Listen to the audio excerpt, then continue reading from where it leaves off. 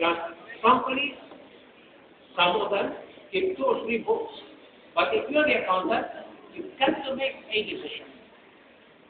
Am I going to tolerate this, or do I go elsewhere? What they call as the Wall Street walk. Okay. My advice to you is take a Wall Street walk. Okay. You will suffer in the short term. Okay. You will not have a job. Glenn.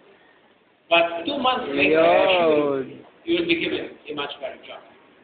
So it's always good to run away from compromising Nag-video ka. situations. What you trade away? Ha? Your professional Ha? integrity. Dahil nga yun, sa likod ko nga eh. Because at the end of the day, what a professional like you eventually will be, great accountant, great auditor, Mas what maganda you will dito. have is your name. I-video ko na dulo.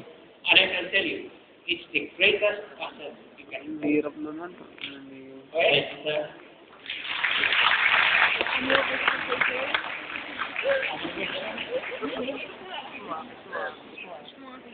Probably we have to bring back the unit for us because people need a little bit of guidance.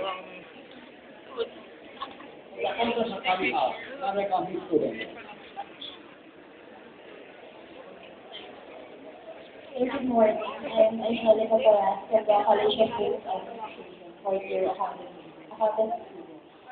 Sir, this also included the questions that you have asked.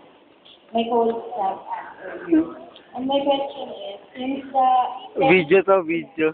with government is basically about social responsibility and Ilalagay ko to sa YouTube, mama.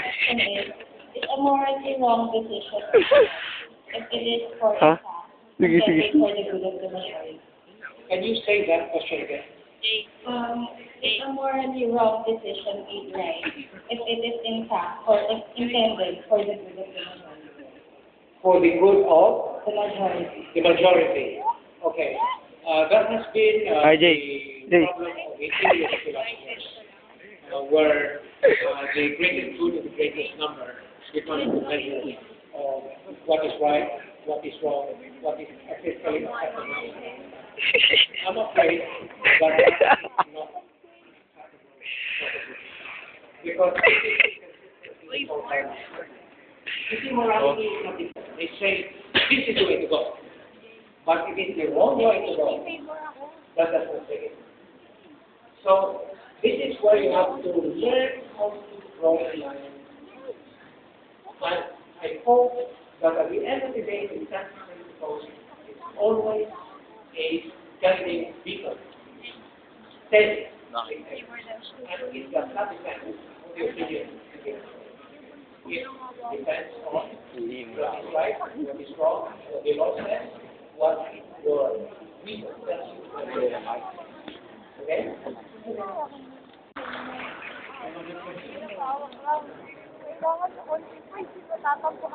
The more I think this, the students are getting very relaxed.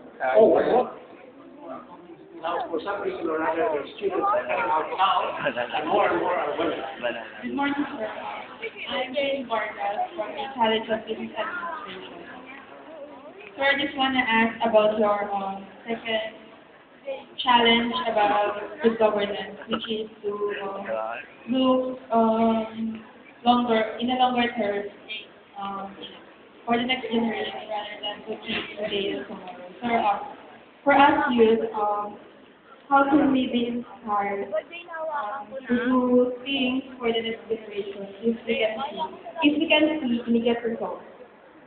Yes, if we have to think of the next generation, then we should be more the young people because they are the next generation, right?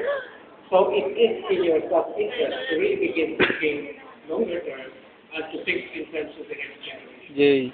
How can you do that, even as young people? You know, young people need mentors and role models. Ina ka, Jay, gago ka. Guide you in terms of what your personal professional development must be and what your contribution as young people can be. Yeah, bravo. Let's face it, the more we band together in solidarity with one another in order to contribute to the progress and development of the Philippines, the more we benefit in the end, isn't it? So it is to your interest to think in terms of the next generation. But don't just think. You actually do something. That doing means band together with other young people who will think of the next generation and get a very good method so that that method can guide you on the specific project and initiatives that you can. And as a matter of fact, I hope that there is a group of UV students who can begin banding themselves together as the leaders of the youth of the land. It's about time. Sorry, Esther, you talk about the University of the Philippines. It's about time that the leadership of this country is not left only to UP or Ateneo or LaSalle. It's about time. So anything that leave the youth with college students from UAE say, we are the youth, we think in terms of the next generation. We're willing to work as responsible citizens.